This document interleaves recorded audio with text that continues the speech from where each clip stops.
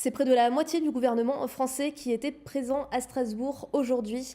Après une rencontre avec l'association SOS Habitants, le Premier ministre Édouard Philippe a présidé un comité interministériel de prévention de la délinquance et de la radicalisation au gymnase Reuss.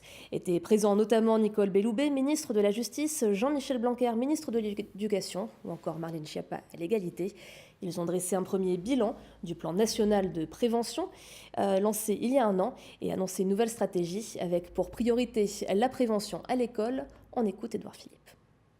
Depuis février 2018, dans les quartiers dans lesquels nous avons concentré notre action, 4 écoles hors contrat ont été fermées. 7 lieux de culte, dont la mosquée salafiste d'Assouna à Aumont, ont été fermés.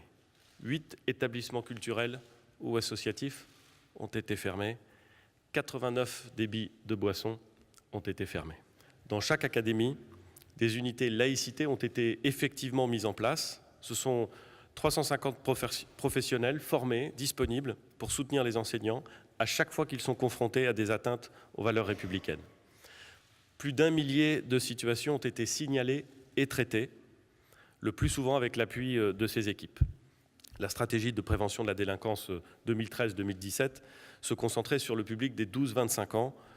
Le constat que nous faisons, et qui est un constat partagé par l'ensemble des acteurs, c'est celui, sinon d'un rajeunissement généralisé des délinquants, du moins de manifestations à un jeune âge qui nécessite de développer une capacité d'intervention, de détection et d'intervention plus précoce. Je suis donc certain que la nouvelle stratégie de prévention et de la délinquance en sortira plus riche, plus concrète et plus partagée. Cette réunion aurait pu se tenir à Paris, mais 4 mois après l'attentat, le choix de Strasbourg faisait figure de symbole, l'occasion d'évoquer des possibilités de coopération avec les élus et acteurs locaux. On écoute tout de suite le maire de Strasbourg, Roland Ries, au micro de Fanny Kunz.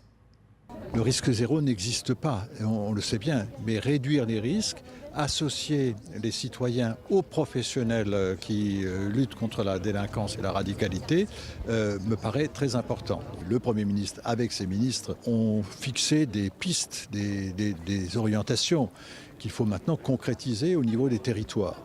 C'est ce qu'on va faire aussi à Strasbourg, on va essayer d'aller encore plus loin pour réduire encore les risques et pour mieux préparer les populations à tout ce qui peut arriver. Je crois qu'il faut pouvoir détecter les signaux faibles de cette radicalisation. Et c'est notre rôle de collectivité, avec les associations et avec les services de l'État, d'aller dans cette direction.